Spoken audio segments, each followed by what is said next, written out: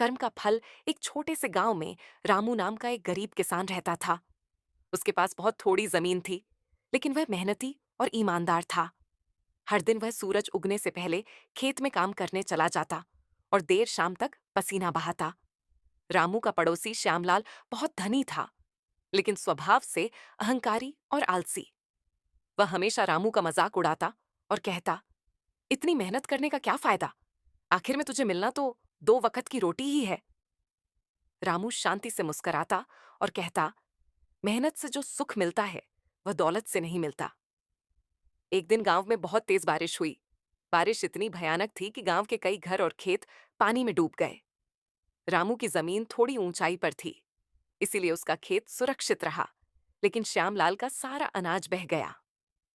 श्यामलाल बहुत परेशान हुआ और मदद मांगने रामू के पास गया। रामू ने बिना कोई शिकायत किए उसे कुछ अनाज और बीज दे दिए, ताकि वह दोबारा खेती कर सके। श्यामलाल को बहुत आश्चर्य हुआ। उसने पूछा, मैंने तुझे हमेशा नीचा दिखाया, फिर भी तू मेरी मदद क्यों कर रहा है?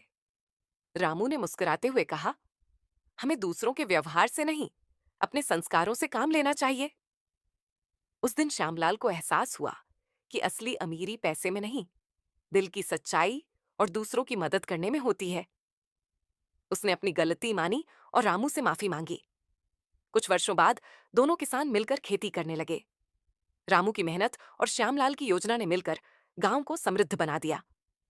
सीख, यह कहानी हमें सिखाती है कि जीवन में धन से ज्यादा मूल्य मेहनत, ईमानदारी और सहानुभूति का होता है।